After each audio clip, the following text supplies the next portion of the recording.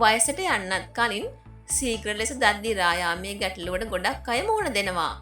නිතරම මුඛයේ තුවාල අපහසුතාවයට පත් කරන මුඛ දුර්ගන්ධය, දත් මදින විට ලේ ගැලීම, පවුලේ අය අතර දත් දිරා යාමේ ඉතිහාසයක් තිබීම, දරාගත නොහැකි දත් කැක්කුමක් හෝ ක්‍රමයෙන් දත් අතර පැතිරෙන කහ පැහැති කැලැල් වැනි මුඛ සෞඛ්‍ය ගැටලු ඔබත් අත්විඳිනවා නම් මේ වීඩියෝ එක අවසන් වෙනකම් බලන්න.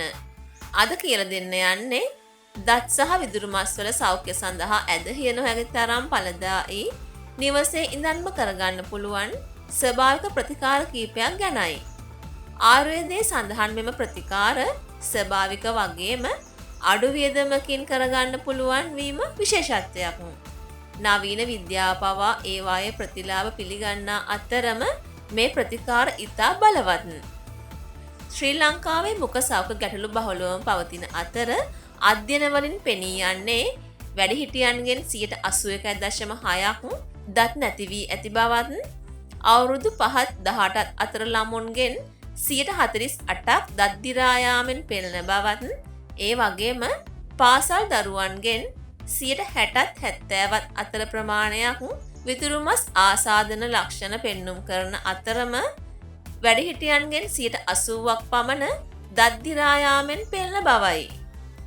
ඒ වගේම අවුරුදු 5ට අඩු ළමුන්ගෙන් 63ක් මුල් ළමාවිය දත් දිරා යාමෙන් පෙළෙන බවත් සොයාගෙන තියෙනවා. ඊටත් වඩා කනස්සල්ලට කරුණක් වන්නේ 86%ක්ම මෙම ගැටලුව බැරෑරුම් ලෙස නොසලකා සිටීමෙන් මෙම තත්ත්වය උග්‍ර වී ඇති බවයි. මුඛ ගැටලු මුඛයට පමණක් සීමා නොවේ. ශරීරයේ බොහෝ සෞඛ්‍ය ගැටලු මුඛ සෞඛ්‍ය සමග ඍජු සම්බන්ධතාවයක් පවතිනවා.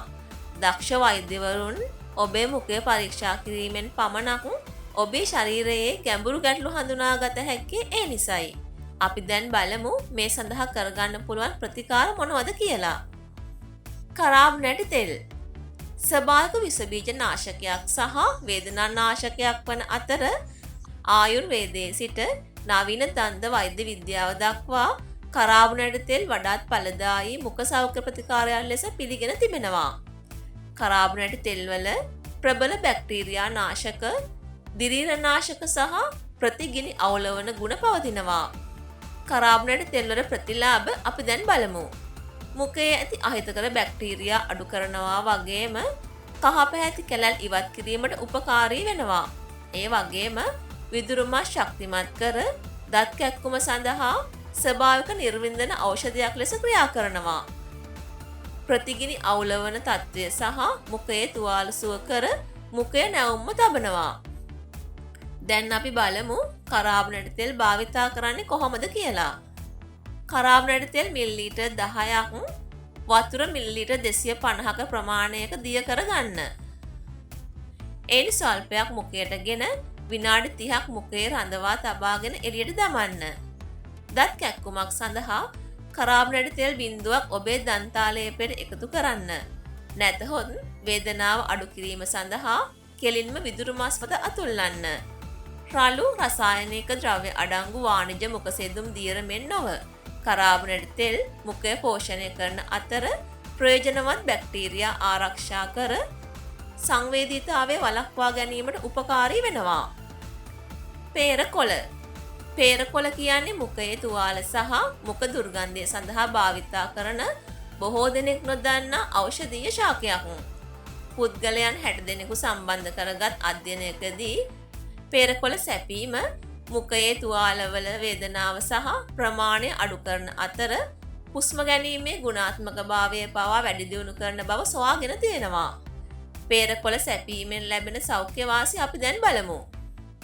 මුඛයේ තුවාල අඩු කර සුවවීම වේගවත් කරන ඖෂධයක් ලෙස ක්‍රියා කරන මේ පේරකොළ හුස්ම ගැනීම පහසු කරනවා.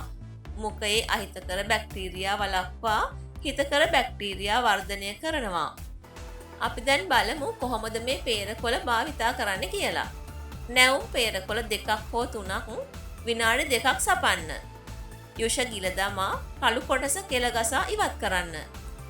එය මෘදු පළතුරු රසක් ඇති අතර ක්ෂණිකව මුඛයේ ක්‍රියා කර මුඛයේ ඇතිවන තුවාල නිදන්ගත මුඛ දුර්ගන්ධය ඉතා ඉක්මනින්ම නැති කරලා දමනවා.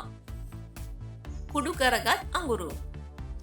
ඈත අතීතයේ ඉඳන්ම දත් පිරිසිදු කාරකයක් ලෙස අරගත් මේ අඟුරු අද වන විට භාවිතයෙන් ගිලිහී ගිහින් තියෙනවා. අඟුරු වල බැක්ටීරියා විෂ බීජ ඉවත් කරගත හැකි ගුණයන් ඇති නිසා විදුරු මස් දියවීම, මුඛයේ දුර්ගන්ධය මෙන්ම දත් අවපැහැගැන්වීම වළක්වනවා. මේ අඟුරු භාවිතා කරගන්න විදිය අපි දැන් බලමු. අඟුරු කැබලි වලින් දත් මැදීමේදී දත් සීරීමකට ලක් වෙන්න පුළුවන්. ඒ නිසා සෑම විටම අඟුරු පවුඩර් වනතුරු කුඩු කරගෙන දත් මැදීමට අරගන්න. ඔබ එදිනදා පාවිච්චි කරන ටූත් පේස්ට් වලට අඟුරු පවුඩර් ස්වල්පයක් එකතු කර දත් මදින්න. ඒ වගේම ඔයාට මේ අඟුරු පවුඩර් එක්ක නෙල්ලි කුරු ටිකක් එකතු කරගෙන දත් මදින්න පුළුවන් නම් හිතා ගන්න බැරි තරමටම මුඛ ගැටලු ඔබේ මුඛයෙන් අතුරුදන් වනවාට නම් කිසිම සැකයක් නැහැ. ඉතින් අද අපි කියලා දුන්න මුඛ සෞඛ්‍ය ගැන ඔයා වැඩි අවධානමක් අරගනීවි කියලා අපි විශ්වාස කරනවා. මේ වීඩියෝ එක හොඳයි නම් ලයික් එකක් දාලා කමෙන්ට් කරන්නත් අමතක කරන්න එපා. එහෙනම් අපි දාන අලුත් වීඩියෝ බලන්න අපිව subscribe කරලා notification bell එකත් on කරලා තියාගන්න. තවත් අලුත් වීඩියෝ එකකින් හමු වෙනකන් ඔයාලට සුබම සුබ දවසක්.